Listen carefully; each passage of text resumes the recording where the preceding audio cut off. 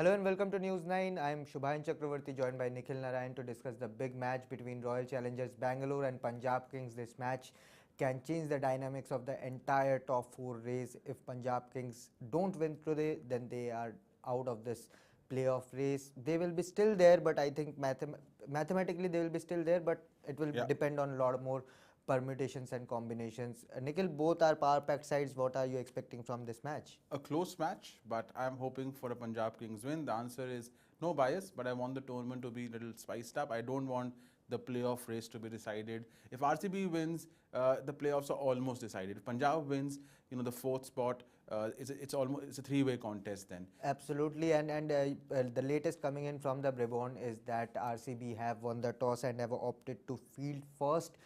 So that's the latest. Faf Du Plessis wants to chase there, and they are playing the same team. RCB is playing the same team, whereas Punjab Kings have made one change to their playing 11. They have brought in HARPREET, Brar, the left-arm all-rounder, and in place of SANDEEP Sharma. Mayank Agarwal says that's a straight matchup tactical call to bring in a left-arm spinner in place of SANDEEP Sharma. So yeah, this is the change coming in from Brabant Stadium. RCB have won the toss and have opted to field first. They are playing the same 11, whereas Punjab Kings have made one change to their lineup. That is SANDEEP Sharma out and Harpreet Brar in the playing 11. And we'll take a look at the playing 11s as well. Obviously, RCB have gone unchanged, so not lot change there. And under Faf Du Plessis' captaincy, a lot will ride on RCB. If they win today, they will solidify their position in the top 4, and of course, will hope to make it to the playoffs. Nikhil. Absolutely, Faf Du Plessis is crucial. Last two matches he fired and RCB won. A win today will all but seal their place. They would also want to win the other match, but their fate is within their own hands. They win the remaining two matches, RCB are in the playoffs. Virat Kohli needs to score, he needs to contribute, and also what he needs to do is not waste deliveries and put pressure on the top and middle order. Glenn Maxwell also needs a big performance. It's the business end of the tournament. The lower order looks secure, but Dinesh Karthik again finding it's the lower order that has performed for them. Has kept them afloat, yes. So Shahbaz Ahmed, Dinesh Karthik, that partnership, watch out for that. Lomner has been very impressive.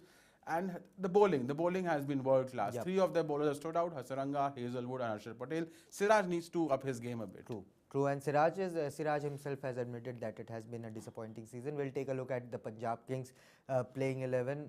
They have made one change. Sandeep Sharma is out of this match in place of Harpreet Brar. So that's the change. That's the solitary change for Punjab Kings. Nikhil, a good side, very strong side on paper. What do they need to get this win under their belt? I mean, I think they need to stick to the Johnny Bairstow Dhawan formula at the top of the order. That has the potential to do well. Agarwal should back at 4. Rajapaksha should be at 3. Livingstone maybe at 5 then. I mean, and depending on the situation of the match. On the situation of the match.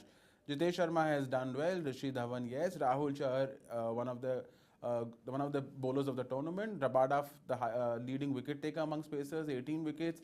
A lot riding on him. Arshdeep Singh has been restrictive in the death overs. And a good change. I think Harpreet Brar slow left arm orthodox. So a good change for Sandeep Sharma, who looked a bit rusty and out of form. Absolutely, and Mayank Agarwal in the toss did say that Harpreet Brar is a matchup call made by the team management and the captain. So we'll take a look at what sort of matchups will Harpreet Brar bring to the table, because he has in the last season as well, he emerged as one of the impressive players for Punjab Kings, and they got him back, and you can look at why they have made this change. Absolutely, 11 overs against RCB, these figures, 3 wickets.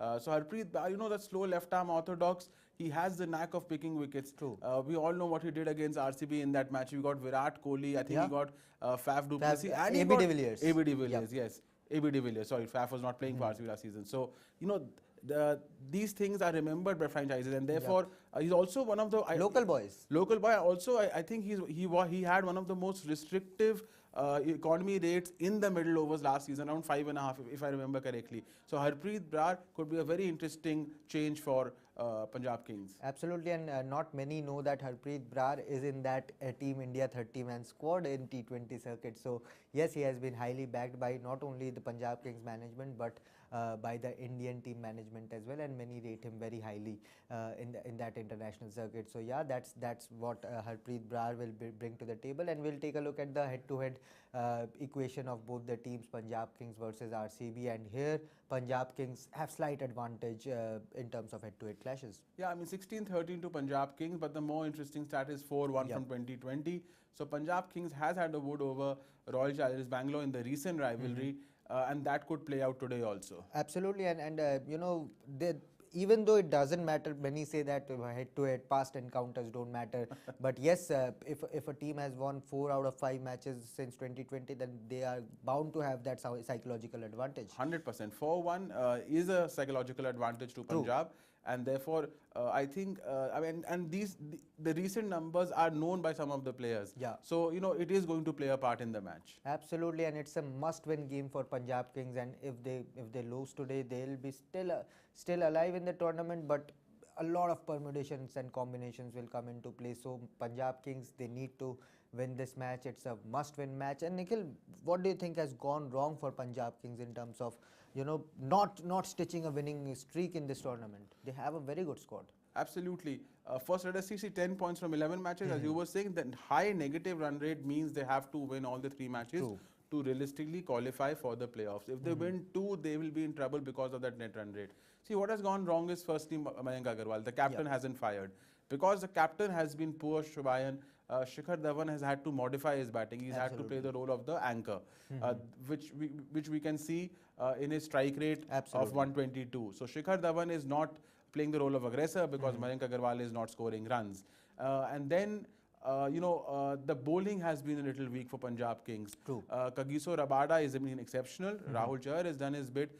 But the other bowlers, there's been a wicket-taking problem. Therefore, you see they have the lowest number of wickets in the competition. So, wicket-taking problem for Punjab Kings, also conceding runs, and the failure of Mayank Agarwal at the top of the order. True, Nikhil. Mumbai Indians, Chennai Super Kings both are out of the tournament, but Punjab Kings, are they the biggest underachievers of this tournament, given how they assembled their squad? Absolutely, Shubhayan, because at the end of the auction, when we did the auction review, we said unanimously that Punjab Kings has the most balanced side in the tournament, and this is their best performance on and off the field. And therefore, I'm very surprised that they are struggling in the lower half. I'm very surprised they're not in the top 4. Punjab Kings, I expected to be in the top 3 personally. I'm very surprised by the inconsistent performance. It's just that they haven't backed certain key players, and there's been a lot of chopping and changing in the 11, and that has been the problem for Punjab Kings this season. Absolutely, whereas RCB under Faf Du Plessis' captaincy are a flying unit.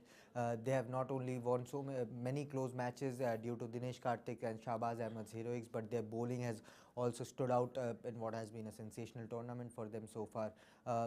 If they win both the matches, they are through to the playoffs. Their fate lies in their own hands. But the bigger question is, can they really do it? Because we have, in so many times, we have seen RCB choke under pressure. Yeah, I mean, I'm expecting RCB to win one match. I'm not sure about the other. I'm actually expecting RCB to lose today. So, but it's going to be interesting because RCB has been good under Du Plessis, but they haven't been outstanding, Shubhayan. Some of their key players have still not delivered. Du Plessis has been excellent. Dinesh Karthik, yes, the finisher at the death. The bowling has been world-class. 3 world-class bowlers in Hasaranga, Hazelwood, Harshad Patel. But Kohli, 8 failures in 12 matches, struggling, strike rate of 111. A lot. I think he's got, 7 to 8 below 15 scores in the tournament. The highest 3 for any golden player. ducks. 3 golden ducks. I mean, so you know that is a separate story altogether. Also, Glenn Maxwell is not firing. But they remain amongst the best bowling units in the tournament. The bowling has kept them afloat along with the lower order batting. RCB has been good, but they haven't been outstanding. Therefore, if they win today, yes, almost certain to be in the top 4. But if they lose today and they lose badly, then the net run rate, which is already negative, they could have a little problem in the last encounter. Absolutely, and Punjab Kings, obviously, as Nikhil has already mentioned, that Punjab Kings have a variety of combinations that have gone against them in the season. Be it dropping an informed Bhanuka Rajapaksa in place of Johnny Bairstow, going over reputation over form, and then their bowling lineup also. KAGISO Rabada, although he has picked up form in the last 3 matches, his start of the tournament was a little weak, and that's why they lost out on crucial power play and death over wickets. Absolutely. Key for me is Shikhar Dhawan, but it also depends on which Shikhar Dhawan comes out to bat, Shubhayan. I mean, 381 runs, 350, strike rate of 122. For me, the strike rate is key for Dhawan. He will score runs, but 122 is too low for Dhawan. To get the best of Dhawan, you need 140. He's a similar player to KL Rahul, where KL Rahul scores, at a lower strike rate. You've seen last year Punjab Kings lost. This time LSG is winning because KL Rahul is scoring at a high strike rate. Similarly for Dhawan, best throw needs to fire. Best throw, if he's opening, he needs to fire. That will also open up Dhawan. They have tried Bairstow in every position, be it number 3, number 5, number 6. Now opening what has happened to Johnny Bairstow, one of the most consistent openers in IPL. He should give a call to his English teammate Joss Butler on the secrets of success in the tournament.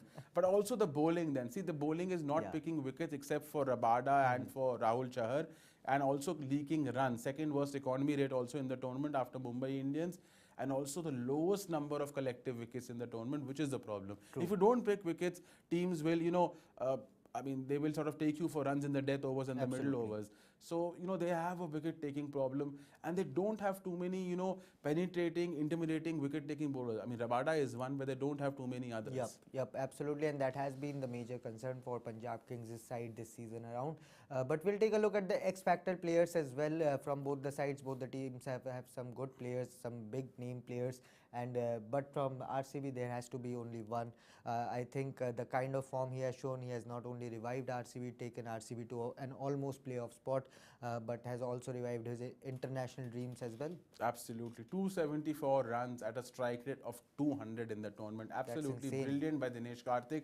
He lost a bit of touch before the last couple of matches, but he's been again regained that. We have to understand that finishing is the most difficult Very difficult. job, so you can't expect consistency also, and he's been very consistent in this tournament.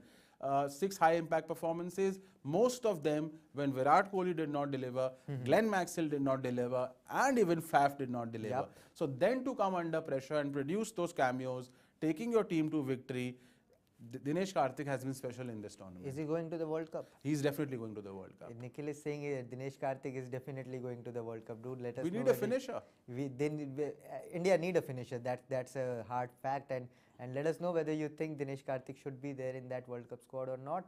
And we'll move to the next X-Factor player, this time from Punjab Kings squad. And yes, when Liam Livingstone is there in any team, he has to be that X-Factor. I mean, one of the best batsmen, the best batsman of the 100, the inaugural season of the 100, highest scorer striking above 150, then 315 runs in this tournament, strike rate of 184. Bats in the middle overs, that is crucial. Doesn't bat in the death overs. He comes at a number 4 or 5. So 217 runs in 119 balls, 7 runs, 119 balls, strike rate 174 in the middle overs. That is sensational. Highest middle over strike rate in the tournament. Of course, he holds a record for the fastest T20 100 for England against Pakistan at Nottingham last year.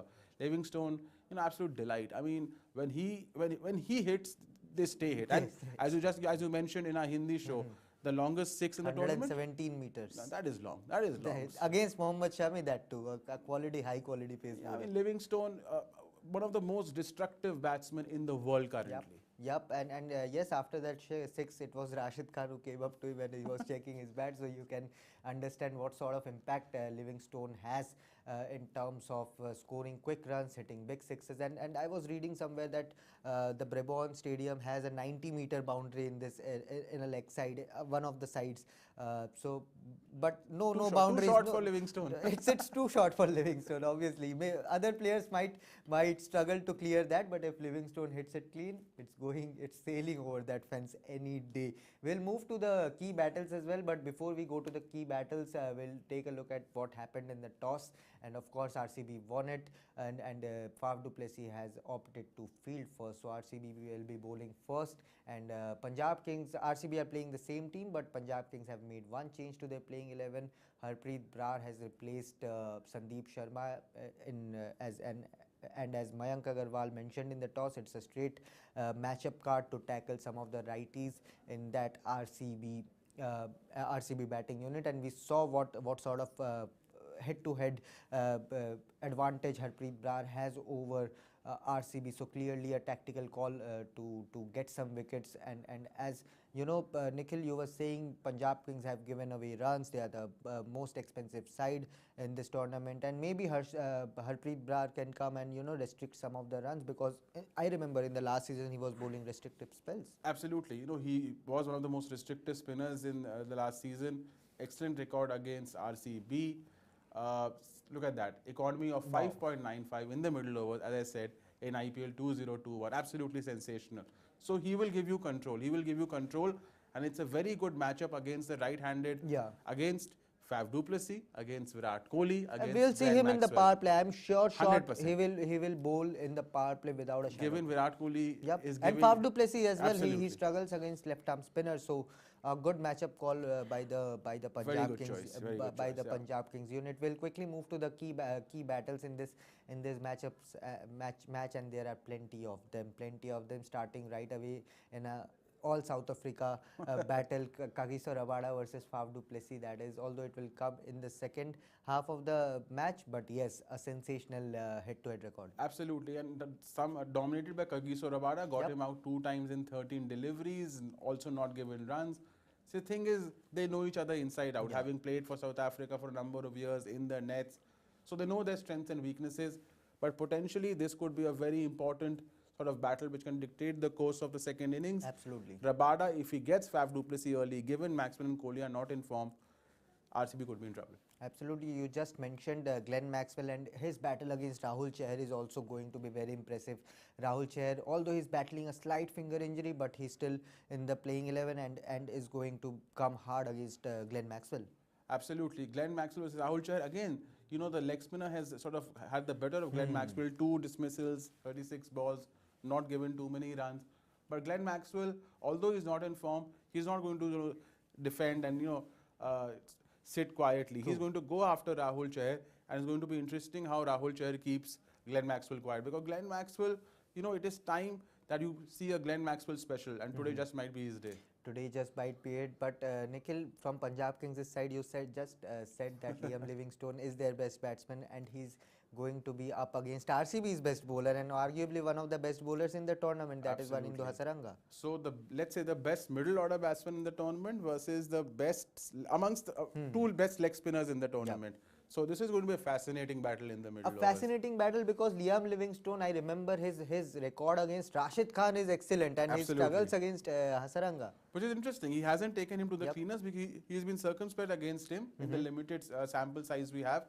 But Livingstone, today, I think, given the form he's in, he's going to go after Hasaranga. Hasaranga doesn't bowl a lot of conventional leg spin, right? He bowls a lot of googlies. So it's going to be interesting. It's going to be, see if you can read him, whether he's going to take the risk against him, whether he'll play him out. Knowing Livingstone, I think he'll go after Hasaranga. Whether Livingstone goes after Hasaranga, as Nikhil has just suggested, it remains to be seen, but it is going to be a mouth-watering contest.